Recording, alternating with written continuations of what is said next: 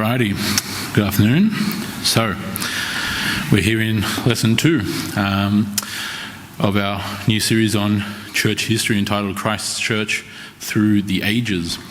For those who weren't here last week, we simply covered an introductory session or lesson into why the study of church history is so important for the church and for Christians to be able to study the history of Christ's work down through the ages. If you weren't here last week, there are still spare handouts, still the notes from last week that are out in the foyer, so you can pick up a copy there on your way out if you don't happen to have a copy from last week. But nevertheless, here we are. So what we are doing is, in order to begin our study of church history, and particularly from the destruction of Jerusalem in 70 AD onward into the beginning of what's called the post-apostolic age, it's first important for us to understand what the context was in which the church began in the new covenantal era. History and the study thereof is essentially as close to time travel as human beings will ever get. And so it's most unhelpful to just be airdropped into a particular time period without having any understanding of where you are or what's going on. It's like reminiscent almost of during World War II, Operation Overlord, the Allied invasion of Europe, which began with D-Day and the invasion of Normandy. Many of our Allied paratroopers, due to the context of war, were blown off course, were shot off course, were landing somewhere where they weren't designated to land, either with their squad or their platoon, sometimes with their entire company, sometimes all by themselves, a million different contexts, and no idea where they were, no idea what they were doing, no idea what's going on, which direction are we heading, are we meant to be here, there or anywhere? And the answer was, we'll keep marching, and if we hear English, we don't shoot. If we hear German, we shoot. That tended to be the broad answer. And so the study of history requires an understanding of context and where we are. So if you have a look there on your sheets, you'll see there entitled, The World of the New Testament. And you'll notice also that it's part 1. We're doing it this week and next week. This week is a flyby version at 30,000 feet, where we're going to be spanning about the course of over 500 years in the span of one session. So not deep detail, but this is the fighter jet zoom-by view of history as we cover the centuries that led up to the penultimate and climactic century of what we refer to now as the 1st century AD, and the time of Christ and the time of the apostles, and then of course transitioning into the time of the early church. And so understanding what led up to that scenario, the context that went into building that specific context, is vital to our understanding of church history. It grounds us and it gives us perspective as to where on earth, or rather where in time, we in fact are. So first we want to cover Israel and the age of empires, and the historical background particularly of the Jewish or the Israeli story. I use Israeli in the ancient sense, obviously not the modern one, but nevertheless we're going to be examining the time of the rise of the Persian Empire, known more formally as the Achaemenid Empire, down through to the rise of Rome and the rise of the Caesars from the Jewish or from the Judean/Israelite perspective, right? So it's going to be in connection to the kind of context that we have in the scriptures, in the prophets and the writings particularly.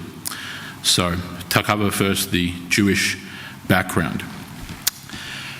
This will include a lot of historical figures, a lot of dates, but again, you've got your notes there, and so you don't need to keep an ironclad retention on everything you hear this morning. You can always go back through and read the notes provided to you.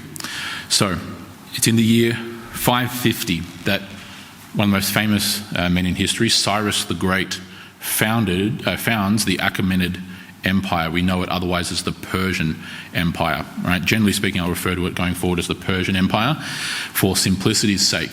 Persia, for those who aren't familiar, is the land of Iran. Right? So the Iranians are the descendants of the Persians. They are themselves Persian in that sense. And the beginning of this monarchy, the beginning of this empire in 550 BC is actually the beginning of what would go on to be the longest monarchy in history. The Persian kings would not end in their succession until the overthrow of Muhammad Reza Shah and the Iranian Shah in the Iranian Revolution of 1979. So that is to say, Persia had a king on the throne for 2,500 years, founded by this one man, Cyrus the Great. This occurred when he, as the Persians, leading the Persians, conquered their neighbours, the Medes of Media, and formed this great empire that would then go on to become the preeminent empire in the world. One of their major conquests, of course, is the conquest of Babylon, of the Babylonian Empire, and that occurs, as you can see there, in 539 BC under the guidance of and the command of Cyrus the Great. And it's from that point onward that the Jews are then freed by imperial decree. Okay, so of course, keeping in mind this is the century, we're at the 6th century BC, so the 500s BC, when the Israelites are in exile in Babylon. And Babylon, which we know formally as the Neo-Babylonian Empire, or just simply the Babylonian Empire, is the top dog, right? They are the foremost superpower in the world during these days. They've earned that by their conquests of Egypt and Assyria. Here now, the tables turn, and a greater empire from the east comes through and conquers Babylon. This is, of course, the famous story that we have in the scriptures of the writing on the wall, and the fact that you have the Babylonians essentially eating and drinking and being merry, whilst the Persians literally are marching right up to their gates. And so the fall of the Babylonian Empire, which rose rapidly and powerfully and disintegrated in an equally fiery fashion, is then taken over by the Persian Empire, who now becomes the world's foremost superpower. What we see there is that, from history, that some of the Jews obviously return to the land of Judea. We get this account particularly in Ezra and Nehemiah, which we obviously divide into two books, Ezra and Nehemiah, but they're one book historically. So this is the accounting of the Jews who return to Jerusalem, rebuild the temple, rebuild the city as had been prophesied, so on and so forth. So that's some of them. Some of them remain in Babylon. In fact, as far as we can tell historically, most of them remain in Babylon. So most of the Israelites actually choose to stay in Babylon, which is half the problem historically, because they'd come to love the culture of their captors. Some, however, also move further east into Persia. So Daniel the prophet is one such example. His tomb lies in Iran, which is the homeland of the Persians. And so some Israelites, some Jews, chose to actually move into the capitals and other major cities in Persia. So there was a spreading out, right? This is what occurs with the freedom that comes from the Persian conquest of Babylon. Obviously, that starts the Jews and the Israelites on a particular trajectory, which then leads us across the centuries to come into eventually the incarnation of Christ and his arrival on earth. Judea, as a city, as a people, as a region, becomes a vassal state, otherwise known as a client state of the Persian Empire. So they're not free and independent, right? But they are under the authority and the rule of the Persian Empire. Persia had conquered about 5.5 million square kilometres, so roughly about 2/3 the size of Australia's landmass, roughly speaking, which was the largest empire in history to that particular point, much larger than anyone that had preceded it. Cyrus the Great is the one who also, by the way, was prophesied, of course, so famously by Isaiah about 150 years in advance. He's the only other figure in the scriptures who is referred to as, other than Christ, who is referred to as Mashiach, as Messiah, my anointed one. And Cyrus the Great, although being a pagan and a founder of a pagan empire, is fascinatingly referred to universally in good terms in the scriptures as a tool or an instrument of God, especially in his relation to his conquest of Babylon. And so, from that point onward, history continues to progress. Persia has its reign as the preeminent superpower on the earth. Great wealth, great luxury, great conquests, a very sophisticated civilization indeed, with the Persian kings, the Achaemenid rulers, being the most powerful man on earth. They were referred to primarily as the Shahanshah, which means the King of Kings. That's where we get the biblical term King of Kings from. It's not actually a Hebrew term, it's a Persian term that's imported and used by Christ to describe something which obviously was familiar to the history of the Israelites, of the Jews. Shah is the Persian word for king, so Shah, king of kings, so king over other kings. And so they were the kings and the lords of Persia, Babylon, Asia, Egypt, so on and so forth. Eventually, though, as is the history of the case of human history, empires rise, empires fall. They ascend to great heights and plummet to great depths and valleys. And so it's eventually that recompense comes upon the Persians. In the 5th century, okay, so in the century that followed their conquest of Babylon, other than Egypt, which they kind of automatically gained by conquering Babylon, by virtue of the fact that Babylon had themselves conquered Egypt, the Persians then turned their attention towards the Greeks. So they continued their march westward from their perspective, and conquered all of what we call Asia Minor, historically, what today is just simply the land of Turkey, all the way up to the modern day, what historically is Constantinople. Today we use the Turkish term Istanbul. And then they crossed the Aegean Sea, which lies between Turkey and the Greek peninsula, and began their attempted conquests of Greece. They first invaded in 490 BC. They then, after being successfully repelled by a heavy Greek force, particularly led by Athens, they then decide to again invade 10 years later under Xerxes in 480, and this is where we get famous stories like the Spartan defence of Thermopylae in 480, Leonidas I, and the fascinating history of the Greeks. That's ultimately repelled. This stays and lingers with the Greeks, as I'm sure you can imagine, being invaded twice by these barbarians from the east, as they were commonly viewed by the Greeks. And so this cultural memory brings with it a reckoning that then comes to bear about 150 years later in one of history's most famous men, Alexander the Great. Alexander the Great, formerly Alexander III, the king of Macedon, which was a Greek kingdom in northern Greece, begins his conquest of Greece itself, and then proceeds to not only unify the Greek city-states and kingdoms, with the exception of Epirus and Sparta most famously, but he then turns his attention eastward, and he then launches an invasion of the Persian Empire. And by this point, Persia is much, much weaker and much less glorious than it was, particularly at its founding, some 200 years prior, roughly.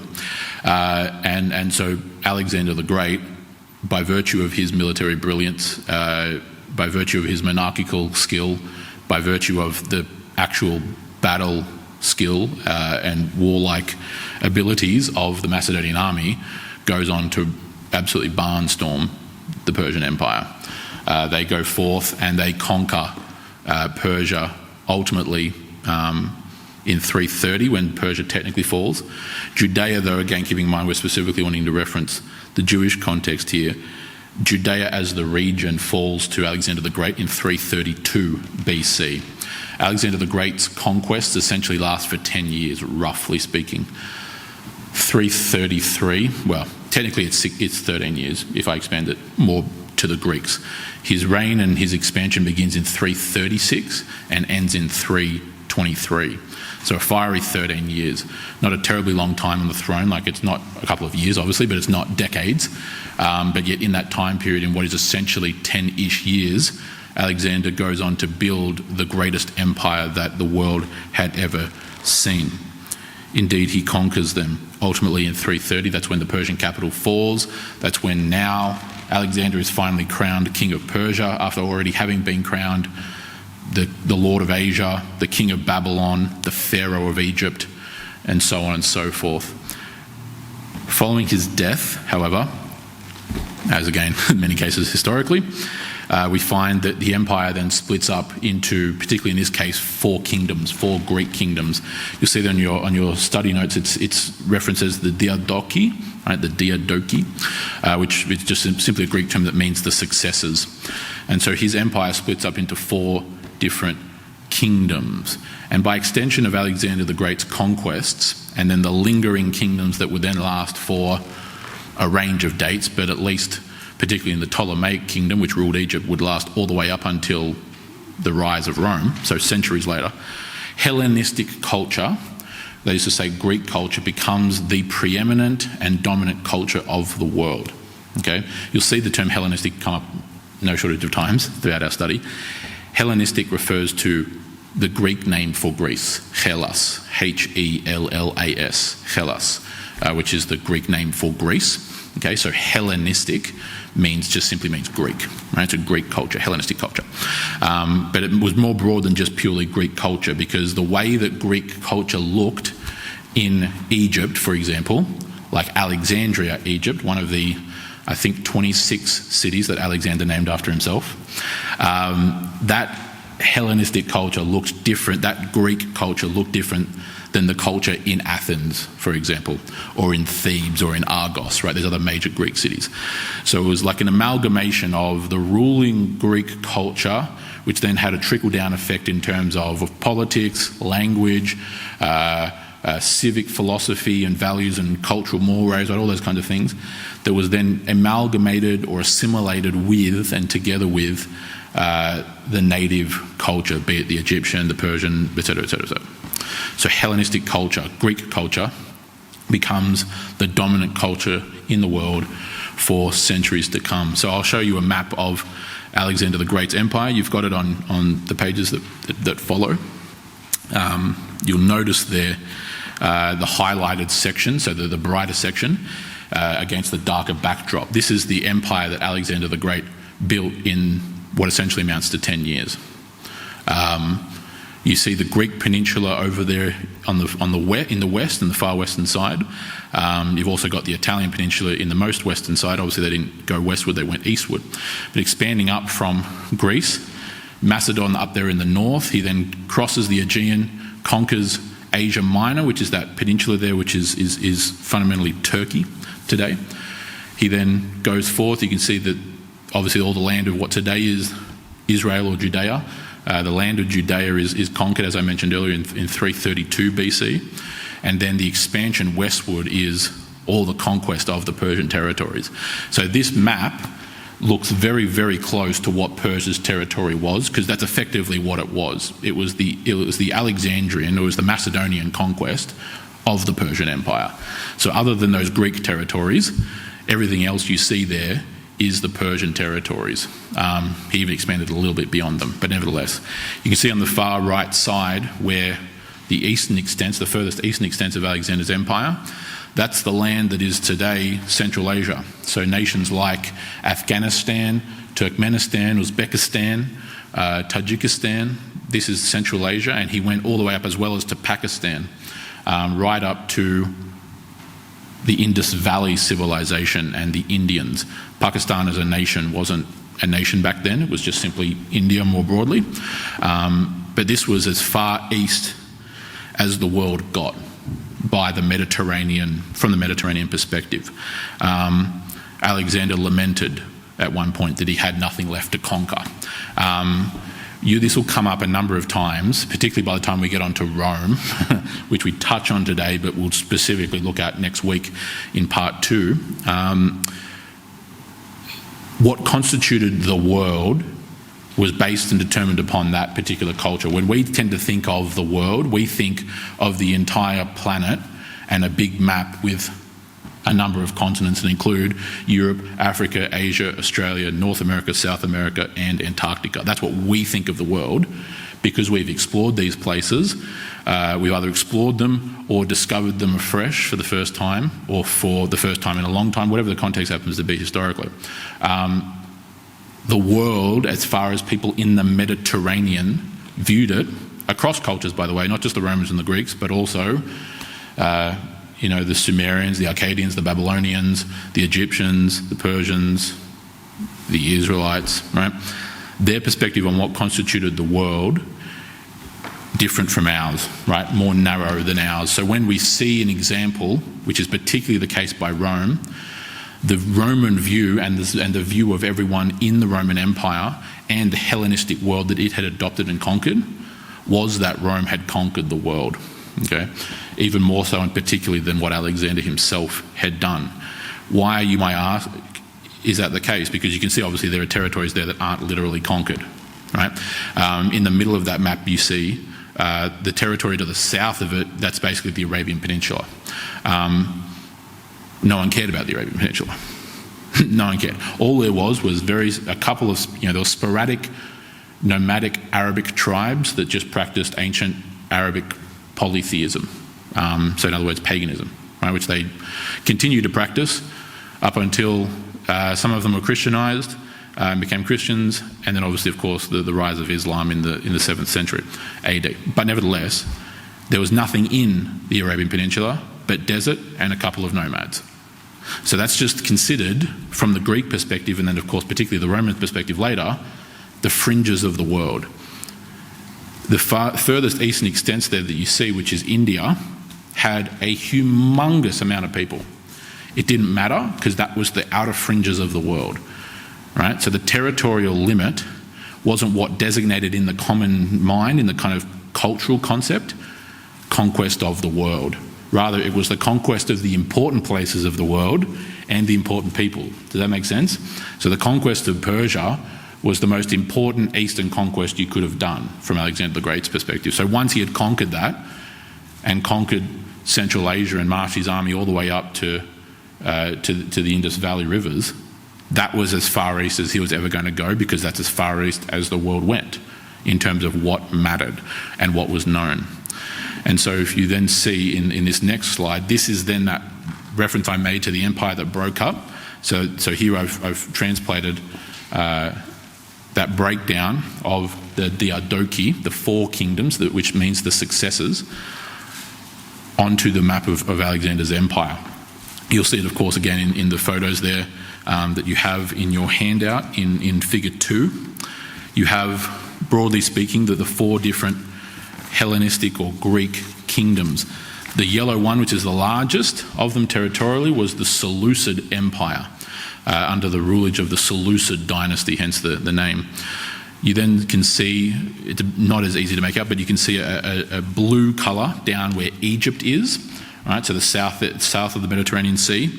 This is Egypt, and this became the Ptolemaic Kingdom, PTO, Ptolemaic Kingdom, ruled by the Ptolemies, and that would last the longest of any of those kingdoms.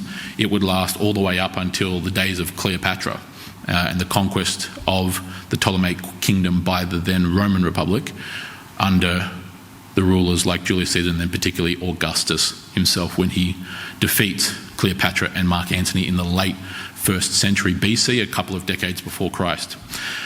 You then have an orange one. If you go north there, straight north from Egypt, you then see an orange kingdom. This was the kingdom of Pergamum, right? Because the capital of Pergamon, which you may probably most familiar with from Christ's letters in chapter 2 and 3 of the book of Revelation in the New Testament.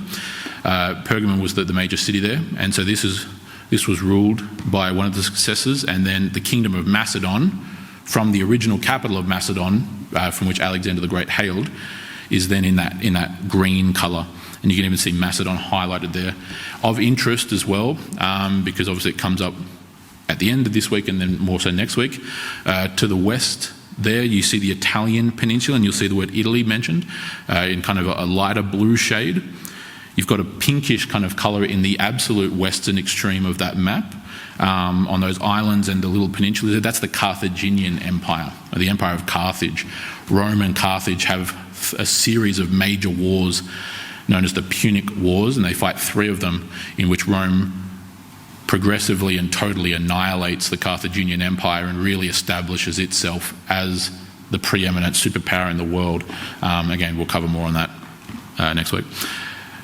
But those are the city-states, so those are the cultures and the kingdoms that exist during this time period. And again, they lasted for certain amounts of time. Pergamum didn't last terribly long.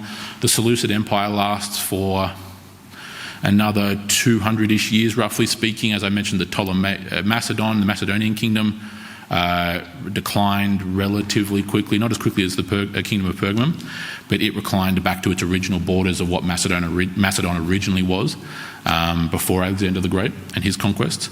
And as I mentioned, the Ptolemaic kingdom lasts for another 300 years, all the way up until literally just a couple of decades before Christ himself. So that's the breakdown. Again, you can look at those maps more specifically as they tend to come in. And so we fast forward from there. We fast forward from the end of the 4th century now down to the 2nd century. So we're now about 150-ish years onward from the time of Alexander the Great. And the Romans start to come to the fore in terms of at least the Eastern Mediterranean. Rome was a republic at the time of which this occurred, and again we'll cover that toward the end just to give you a highlight of Rome's history. But the Roman Republic, as it then was, first comes into contact with Judea and the Israelites in 161 BC. At this time, the Judeans, right, the Israelites, are engaged in a revolt, in a revolutionary war against the Seleucid Empire, which was that yellow territory, right, one of the successor states to Alexander the Great's empire, which ruled, as you can see from the territorial map, the land of Judea. Okay? They enact a revolt in 167. The major portion of that push lasts from 167 to 160, so 7-year period. Rome comes in as an ally of the Israelites in 161 BC and really deals a massive blow to the Seleucid Empire. The Roman Republic at this point had already effectively annihilated the Carthaginian Empire, and again we'll touch on that next week. But Carthage in the west, who was their major rival, they had, and when I say annihilated, I mean obliterated. They had quite literally razed and burnt Carthage to the ground. Carthage had an empire that spanned all around the Mediterranean, and Rome had conquered all of it to the point where Carthage was just literally a city-state, and they then wiped the city-state off the face of the earth. They're now a massive power alongside the Seleucid Empire and the Ptolemaic Kingdom. And so, of course, this is a political move on Rome's part to come in and support the Israelites against the Seleucid overrulers. Not too dissimilar to the way that modern kingdoms, nations and empires tend to swoop in and help the little guy against the bigger guy. It's effectively what we're doing now in Ukraine.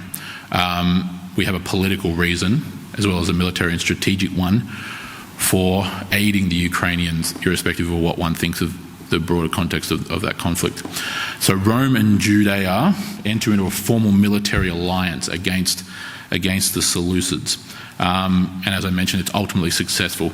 You'll see that I've listed the date as 167 to 140. That's when the revolt, which is known as the Maccabean Revolt, formally ends, but the big push of it was that 7-year period, as I mentioned, from 167 to 160 BC. This is where we get the books of 1st and 2nd Maccabees from, which obviously are not canon, they're not inspired scriptures. But the books of 1st and 2nd Maccabees, which are part of the Apocrypha, right, that the Roman Church holds to, for example, that's the context in which these things are written. The famous leader Antiochus IV Epiphanes is the emperor or the king of the Seleucid Empire. He most famously marches into the temple at Judea and seats himself upon the mercy seat in the Holy of Holies and is declared to be worshipped as God. This is what Daniel had prophesied as known as, going back to the book of Daniel, as the abomination of desolation, which would then also occur later on in the 1st century AD under Titus as well, but more of that history later. We find then that what comes after this, from the period of about 140 BC onward, is we have the rise of what's called the Hasmonean Kingdom. Okay, so the Hasmonean Kingdom in Judea. It rises in 140 as a successful result of their revolt against the Seleucids.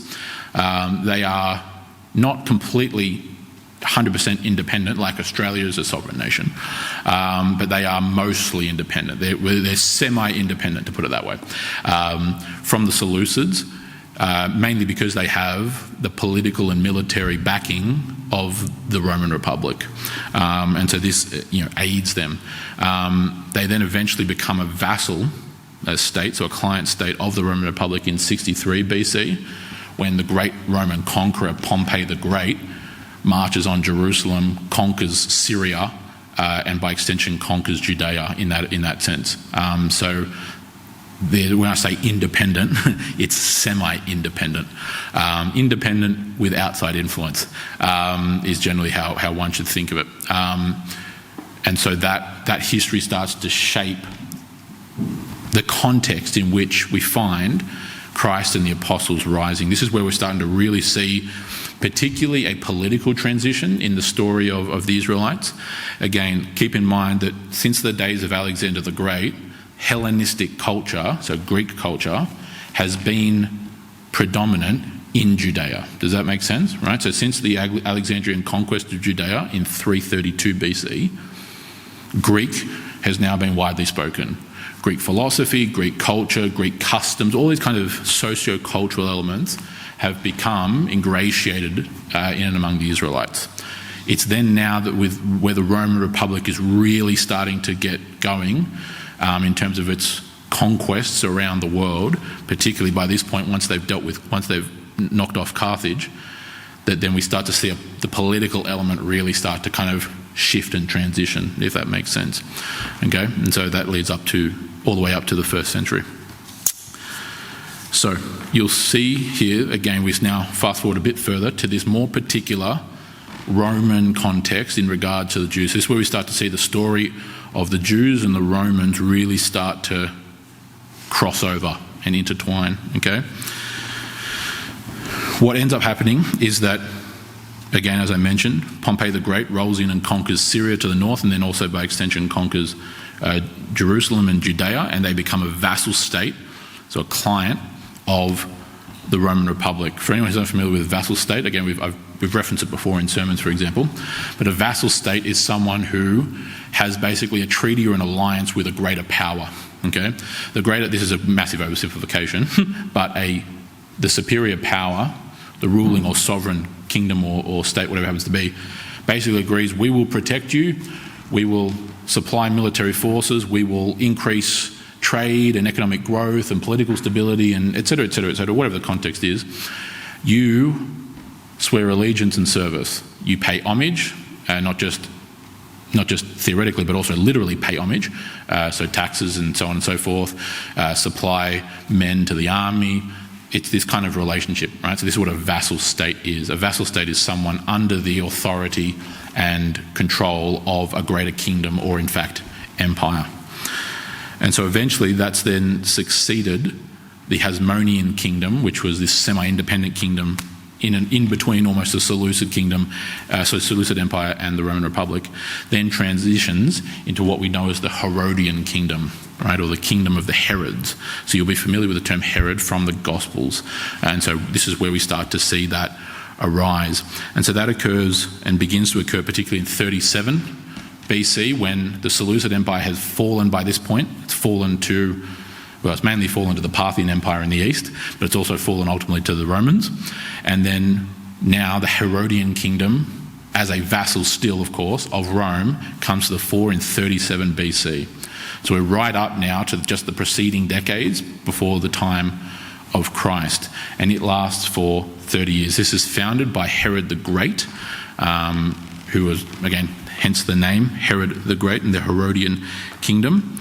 He lives from 72 to 1 BC or 4 BC, we're not exactly sure. It impacts how we understand the birth date of Christ in terms of the year. It was either 4 BC or 1 BC. There is a lot of historical debate as to when Herod died, because Christ's birth is mentioned in reference to Herod's death, and particularly his last year of life. Herod, and this shows you again the political convergence between Rome and the Israelites. When Herod the Great is crowned, he is crowned specifically King of the Jews. Okay, and that's why this term King of the Jews features so prominently in the Gospels. Okay, it's why the Romans, because keep in mind, it's not necessarily the Jews who are the ones who are calling him that. Keep in mind that in the Gospels and in the Passion story, who are the ones who call Christ the King of the Jews? The Romans, right? Because this is largely sarcastic, right? Because this is the title that the Herods had. This is the title that Herod the Great, the founder of that kingdom, had. He was crowned by Rome, and specifically the Roman Senate, as the King of the Jews. You can see in that, by the way, if you just pause for a moment, that this Israelite king, not that they were Israelites, they're actually Edomites, but we'll get on that in a sec.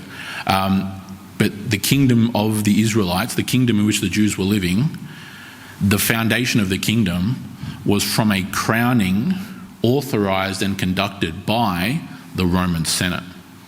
So can you see how the political alliance and the political mingling is super meshed, right? Very, very much intermingled and intertwined at this point. And so Rome and the Jews are 100% in league with each other by this particular point. That influences, of course, the Gospels. It influences much of the other writings in the New Testament on countless occasions, all up to and including the book of Revelation, so on and so forth. The political, and not just cultural, because the cultural element has already become ingratiated since the days of Alexander, but the political convergence is now really coming to the fore. What happens after Herod the Great's death is that almost like with Alexander the Great's empire, his particular kingdom splits up into 4, which we call the Herodian Tetrarchy. Tetrarchy being a Greek word tetra, meaning 4, and archos, meaning rule. So the rule of 4, a tetrarchy. Why are we bothering to even mention this? Mainly because at times in the Gospels, it can be a bit confusing as to who is being referred to sometimes in terms of the rulers, right? Because we get reference to these Herodian successors. Now the Herodian successors, so the tetrarchy, the Herodian tetrarchy, the 4 different territories into which the kingdom split. When I say split, it wasn't like the successors, the Diadochi, the successors of Alexander, where they were 4 separate independent empires or kingdoms. They're more like 4 different territories, still culturally and politically linked, especially because they're all still under the rule, ultimately, of Rome, okay? So it's much more unified. So it's more like 4 different territories. It's the 3 sons of, well, the 3 living, but the three main sons of Herod the Great, as well as Salome the First, Herod the Great's sister, okay? Who are they in order of age and succession? In order of importance. There's Herod Archelaus. He comes to rule Samaria, Judea, and Idumea. So Samaria, which is north of Jerusalem, Judea, which is that southern portion where cities like Jerusalem and Bethlehem are, and then even further south than that, into what in Latin and English we call Idumea, or probably more famously from Hebrew into English as Edom. Right, so the Edomites, that's where they're originally from. The reason why Idumea, i.e. Edom, is incorporated with Samaria and Judea is because the Herodians aren't specific, like they're not from Judea, they're not from Jerusalem. They're from Edom, they're Edomites. So imagine that context in the Old Testament of if the successor of David or of Solomon was an Edomite king. Right, this is the problem. Right, this is where this is all starting to become deeply, deeply problematic. So Samaria, Judea, and Idumea. And again, I'll make reference. You can see that you have there in figure 3 at the bottom of your page there, on page number 3. Figure number 3 shows you the territories. Right, so the blue area is the territory of Herod Archelaus. Right, so Samaria, Judea, Idumea, from north to south, respectively. So that's the blue territory. Obviously, a lot of the Gospels occur, the story of the Gospels occur in this region of Herod Archelaus. Secondly was that of Herod Antipas, who is the one who is referred to as King Herod in the Gospels. When you hear of King Herod in the Gospels, and then also as well as in the book of Acts, King Herod is a specific reference to Herod Antipas. He ruled and had authority over Galilee and Perea, but particularly Galilee. So you'll see a maroon colour, like almost a purplish kind of colour, plum colour, up in the northern part of that map, figure 3. So that's Galilee, up, and you can see there the Sea of Galilee as well. You've got the 2 famous seas or oceans, right? The Dead Sea in the south. You've then got the River Jordan, which follows it up, and then you've got the Sea of Galilee up in the north. So up there in the region of Galilee, where the Sea of Galilee is, that is the region of Galilee which Herod Antipas, aka King Herod, had authority. You'll notice also on the northeastern side of the Dead Sea down in the south, there's another maroonish colour. That is particularly the territory of Perea, right? So this is what I mean by they're not exactly kingdoms like the successors of Alexander were, right? They're more territories, because this isn't a good scenario if they were independent kingdoms, because you'd have to traverse enemy or at least neighbouring territory to get to your own exclave, right? So these are just territories that they had control over, but Galilee being the main one there. So we see Herod Antipas, aka King Herod, come up, of course, in the Gospels. Of course, much of Christ's ministry was up in the north in Galilee, right? Galilee is the land where Nazareth is, for example. And you can actually see Nazareth there in the south of that northern purple region. The third one was Herod Philip the Tetrarch, known simply as Herod Philip, or as he is most commonly referred to in the Gospels, Philip the Tetrarch. So Philip the Tetrarch being a reference to the fact that he's one of the Tetrarchy, these 4 rulers. And he mainly rules in Batanea. Right? So Batanea is this area in orange up on the eastern side of the Sea of Galilee. It's heading on the road to Damascus, right, to Syria and up, which is obviously beyond this map. You'll notice there, though, if you follow the sea, look at the Sea of Galilee there in the north of that map. To the north, you'll see a city, Caesarea Philippi. Right? And we've referenced this before, of course. We've referenced it not only in our Bible study in the book of Acts, but also we've referenced it in sermons before. Caesarea Philippi, the city that was built and founded by Philip the Tetrarch. Okay, hence the name Caesarea Philippi, not to be confused with Caesarea Maritima over on the coast, which you can actually see there. Not as easy to make out, but you can see it right up in the northwest corner of the blue territory, of Herod Archelaus' territory. So if you look at Samaria and follow it up on the coast, you'll see 2 lines, Caesarea Maritima. That's the other Caesarea. This, however, was Caesarea Philippi. And again, to show you the almost incestuous relationship that existed at this point between Rome and the Jews, Caesarea Philippi was a major centre of not just every possible mystery cult you could imagine, but particularly the imperial cult, okay, which we'll reference in a couple of slides' time. The imperial cult, that is to say Caesar worship. It was a major centre of Caesar worship. That's why it's called Caesarea Philippi. Right? So it's a city that was named not only in honour of Philip the Tetrarch, but it was also, first and foremost, named in honour of the Roman Caesar. Okay? Hence the name Caesarea Philippi. And then fourthly, and most insignificantly in regards to these figures, Herod the Great's sister Salome I. She came to rule the territories of particularly Yamnia, Philaeus and Azotus. That's this pinkish territory in the bottom left corner.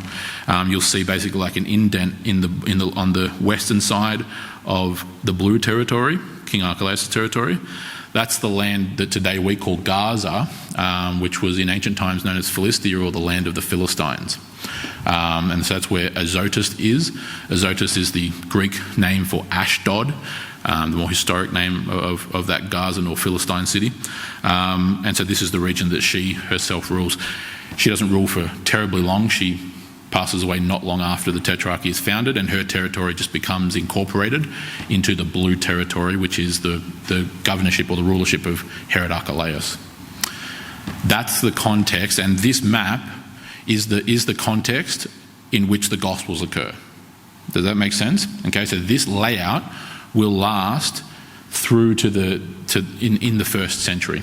Okay, there's a transition that then takes place in 44 AD, but again, that's another lesson.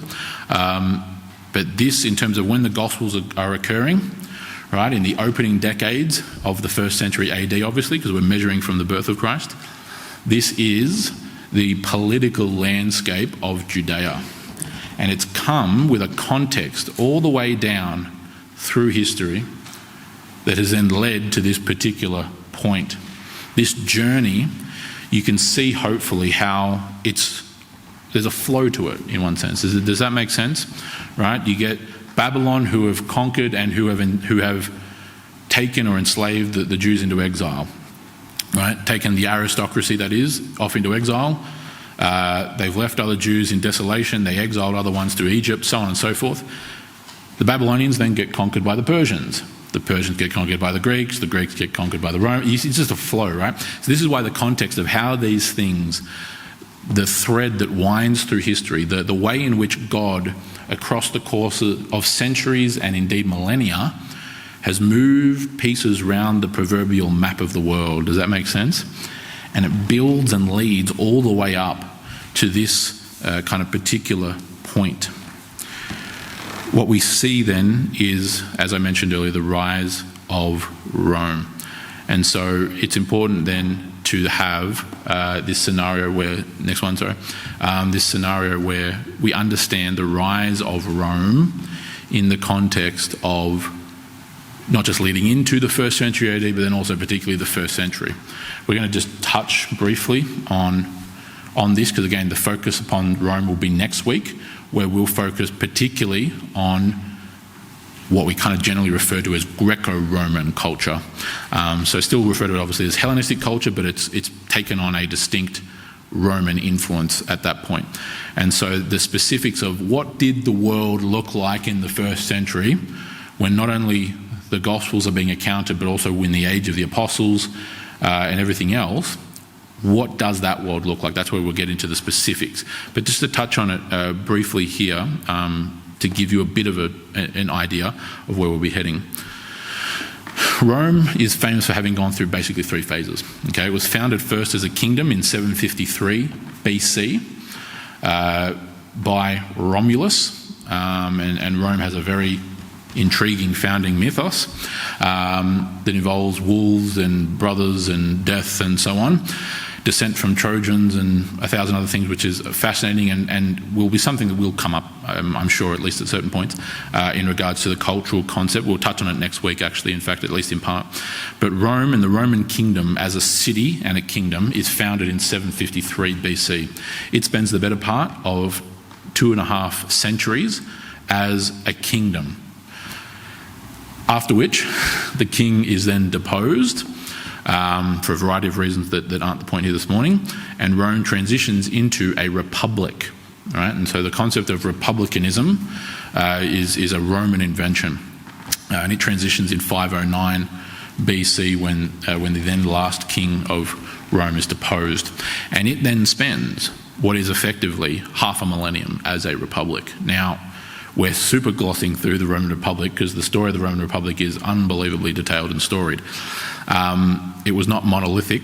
It lasted about 120-ish years. I'm using very rough numbers, but 120-ish years in the form that it was founded in 509, before there's significant political and military reforms that occur about 120 years afterwards in the early 4th century. And the political history of Rome is tumultuous and dramatic, to say the least. It would have made an incredible piece of Greek drama and tragedy for the stage, but nevertheless, it spends, formally at least, 500 years as a republic. Impressive, no doubt, because you have modern republics that are less than 250 years old, and plenty of them are crumbling, especially including major ones that are around the world. This, again, isn't monolithic. Rome in the 1st century BC is literally just a century of civil war. Like, it's quite literally civil war after civil war after civil war, to the point where, as far as my memory serves me, Rome undergoes, in the span of about 150-ish years, 13 civil wars. Most famously, of course, is where in the last few of those we see the rise of one of history's most famous and powerful figures, Julius Caesar, who, after conquering Gaul, which is Western Europe, i.e. modern-day France, and after attempting to conquer Britain but end up being repelled by the Britons, he then turns around and decides to march on Rome. This is where we get the famous phrase "crossing the Rubicon" as a figure of speech to going beyond the point of no return. This was a reference to the historical event of Julius Caesar, where he took the 13th Legion, his legion who were loyal to him to a fault, due to his effective governorship and rulership, and they crossed the Rubicon, which now meant that they'd entered Roman territory, which was illegal. It was illegal for the Roman army to operate on Roman territory, as in the actual territories of the Roman city. And so crossing that was a massive, not just illegal act, but actually an act of civil war, which is exactly the point of why he did it. He then becomes, eventually, I'm presuming through Caesar's life here, but he eventually ends up becoming what's called in Latin dictator perpetuo, dictator for life, which essentially and functionally made him the king of Rome. He wasn't on paper, because the Romans had a fascinating distaste and disdain for monarchy. They'd been a republic for 400 plus years by this point, and so even though they would appoint a man, imperator, which is where we get the word emperor from in English, which originally was not a monarch, it's distinctly not a monarchical title. We'll talk about that more next week. But he then becomes the ruler of Rome for life, and is in every possible way a king without being the title of Rex. Rex, R-E-X in Latin, is the term for king. We'll touch more on that next week.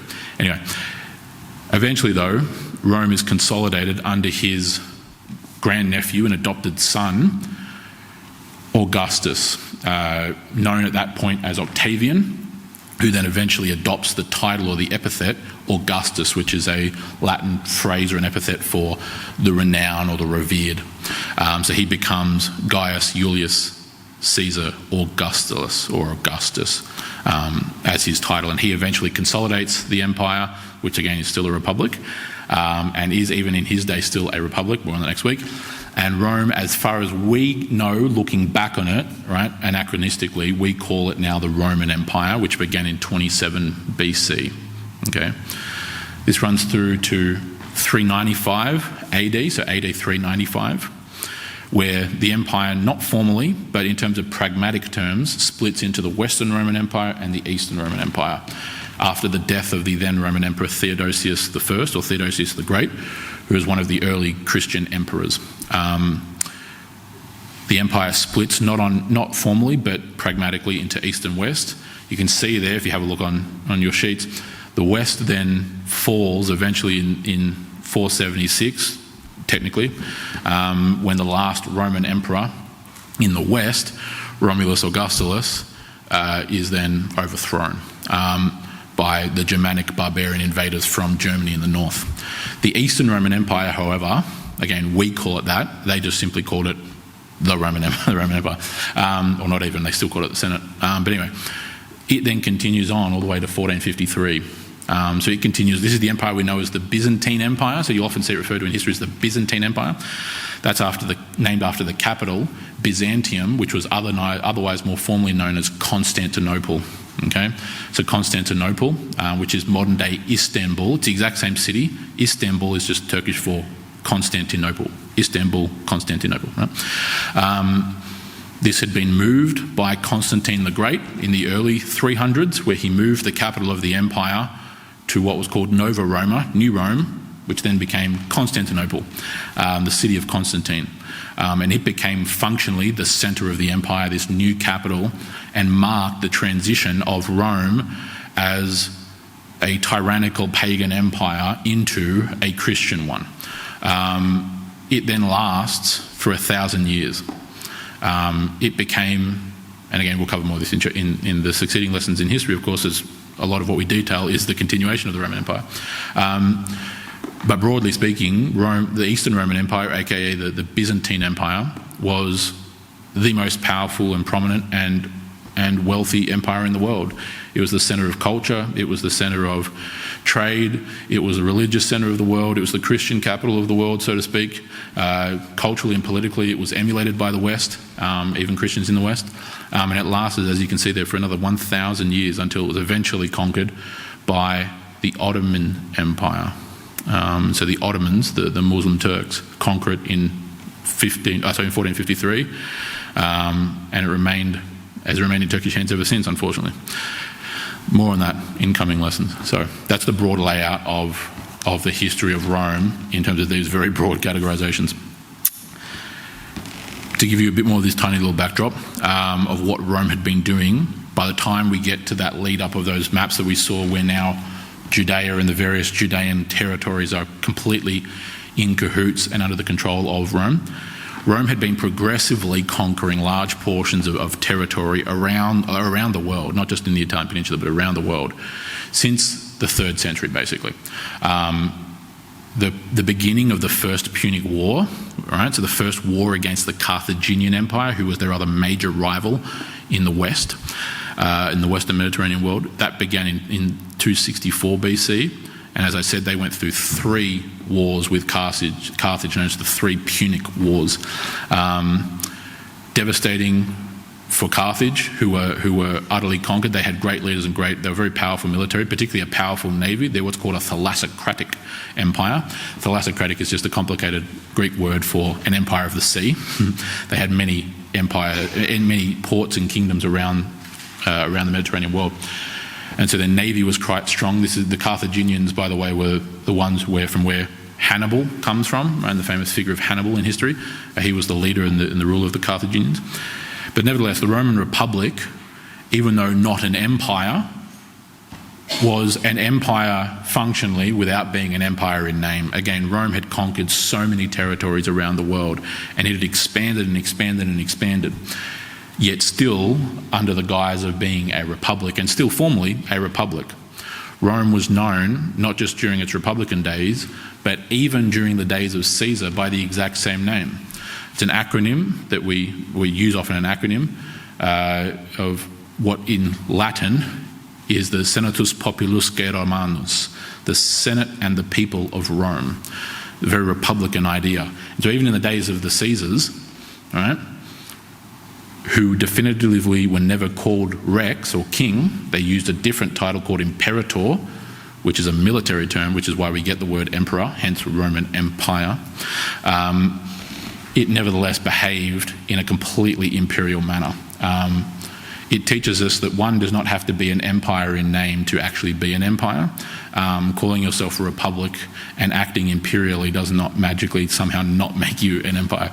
Nevertheless, by the time that we get to the reign of Caesar Augustus, right, so who is on paper the first emperor, functionally speaking, Julius Caesar was considered the first ruler, the first Caesar, because that's where the name Caesar comes from. But Augustus on paper was technically the first. More on that later. Nevertheless, since the days of the end of the reign of the end of his reign as Caesar, which was in AD 14, we then see that Rome has now conquered virtually every single square kilometre of the Mediterranean coastline. They hadn't completely conquered it. There was parts over in Atlas, which is northwestern Africa, right, in the Sahara Desert. They hadn't conquered. They would conquer that in the coming decades. By the time we get the bulk of the New Testament being written, Rome, the then Roman Empire as we refer to, has definitively conquered every square inch of the Mediterranean coast. They have, as far as everyone, not just Roman but elsewhere, was concerned, conquered the world. Okay, and anyone beyond Roman territory were just barbarians on the fringe of the world. Does that make sense? They conquered and came to dominate and rule what we call in the Bible the oikumene. Right, it's a Greek term, oikumene, which means the inhabited world. Right, it comes up a number of times in the Greek New Testament. The oikumene, the inhabited world. To give you an idea of what that world looked like, this is, and you'll see there if you flip over your pages, this I believe is figure 4. Yep. This is a map, well, it's our picturization of a map, constructed by the famous Greek historian known as Herodotus. Herodotus was in and around and lived and worked in the 5th century BC.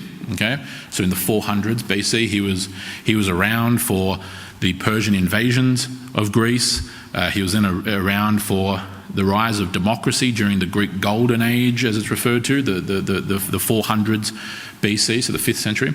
He was around for the Greek Civil War, which we formerly know as the Peloponnesian War, between an alliance led by Sparta against an alliance led by Athens, from 430 to essentially 400, roughly speaking.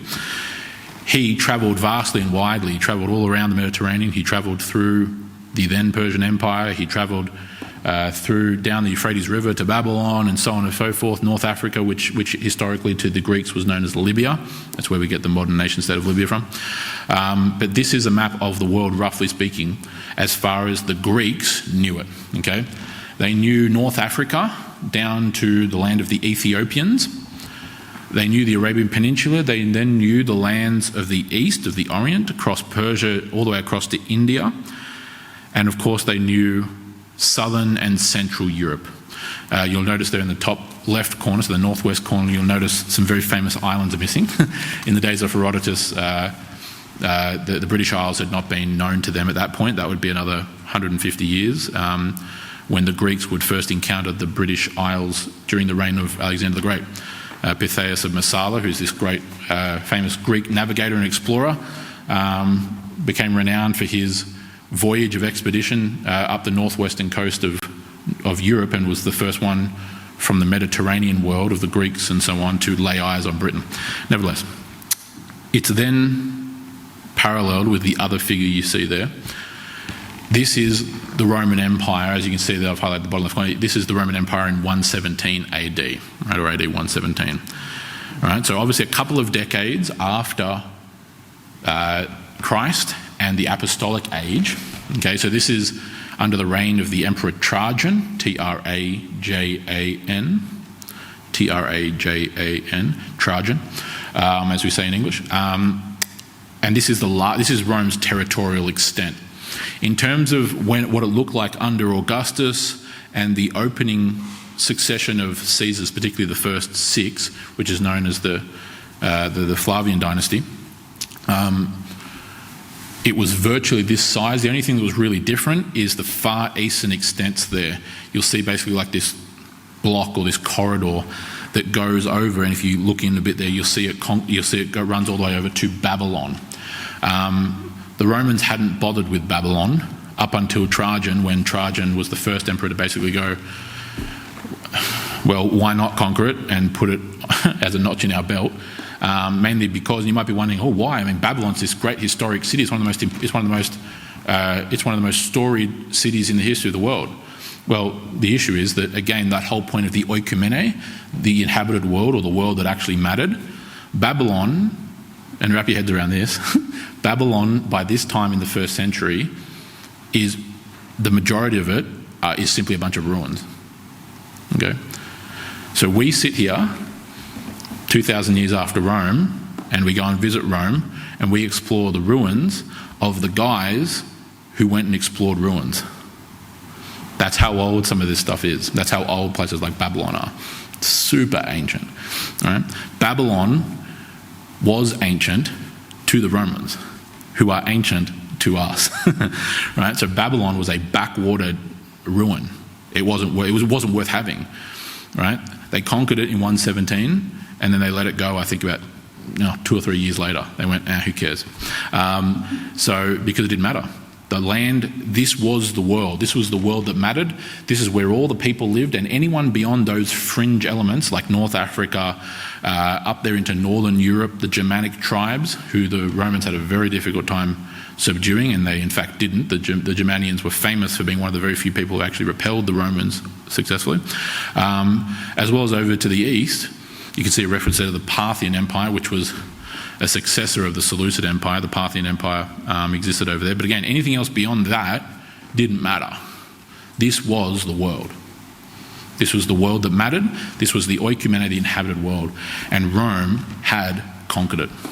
And that's not like our opinion, kind of transplanting it back. That was the view in their day. Does that make sense? Because that will come up like a number of times.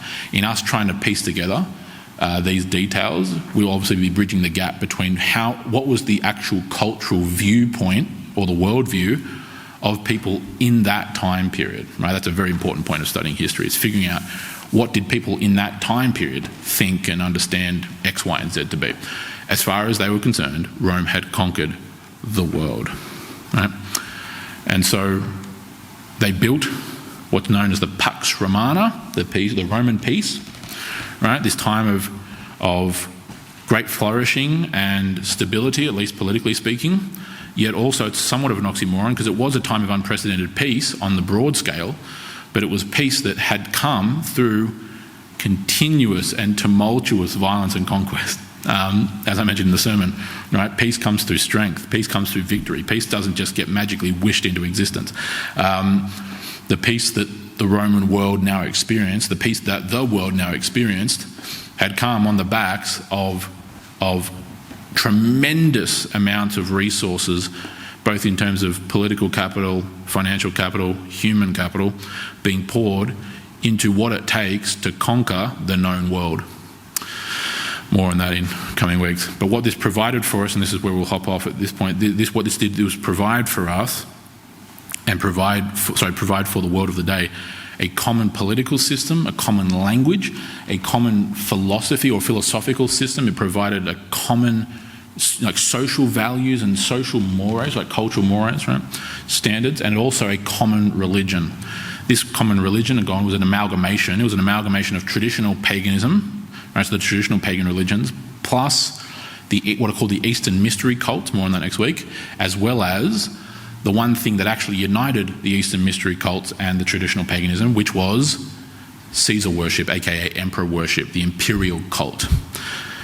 The imperial cult amalgamated that to the point where you now had what, again, was in their view a one world religion, a unified worldwide religious system, which is functionally exactly what it was, and that's how it was viewed by them. So that's where we'll jump off, because basically what we'll do next week is examine in part 2 that last bullet point. What did that world of the first century, where Rome rules the world, look like?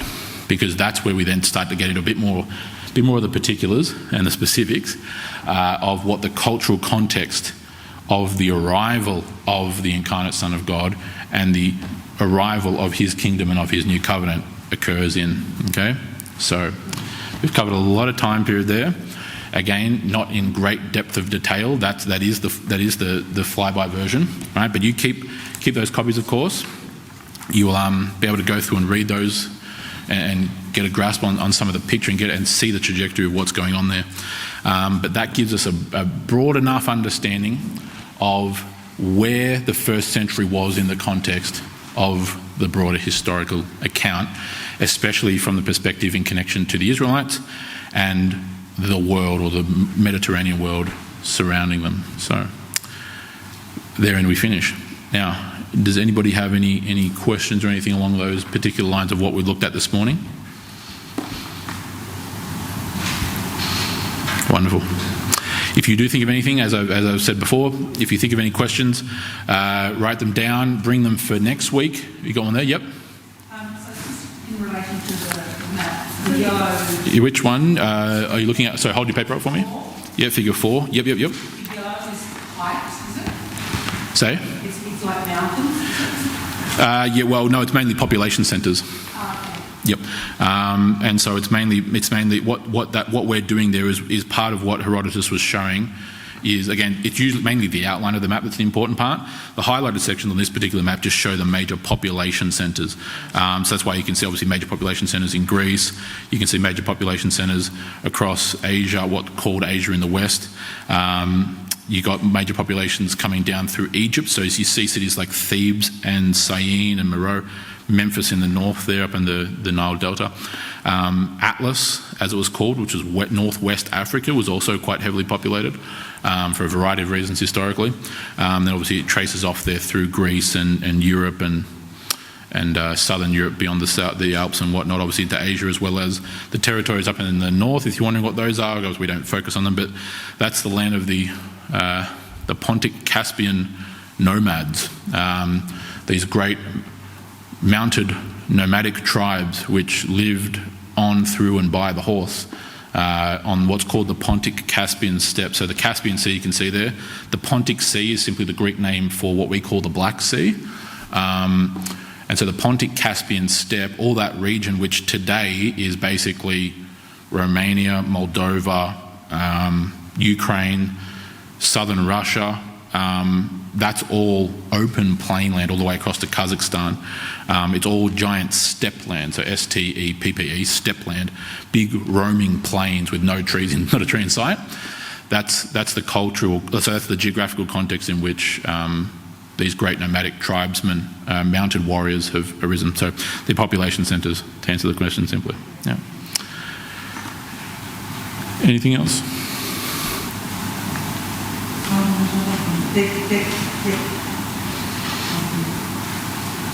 Decapolis is not one of the four tetra. Yeah, the Tetrarchy, so the Herodian Tetrarchy. So what's the specific question there? Decapolis is not one of those. No.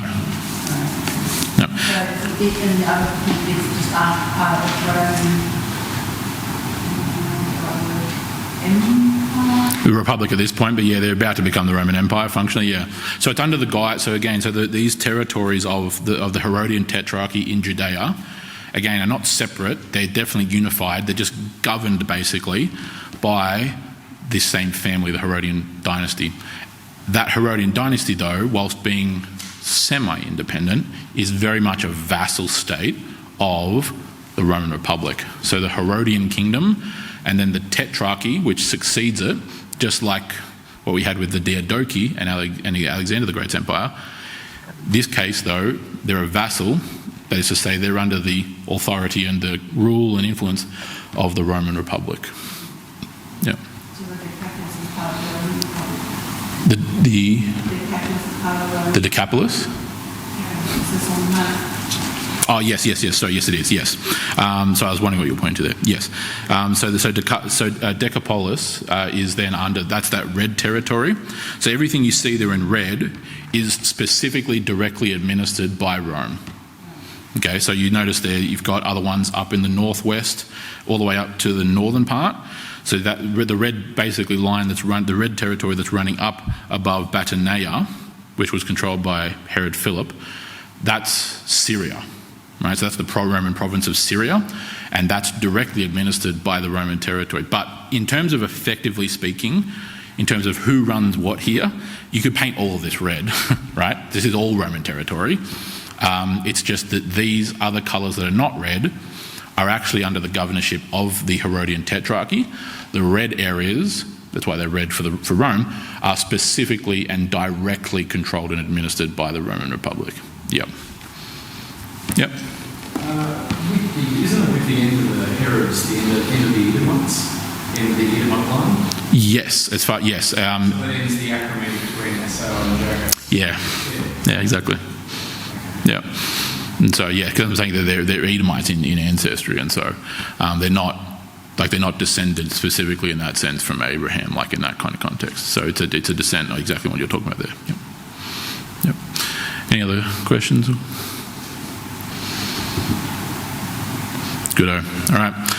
We'll catch you all next week, where again we'll delve into part 2 of the world of the New Testament, specifically focusing on that kind of last bullet point I left you all there with, what that unified and common culture actually looked like by the time we get to the 1st century. So, thank you very much.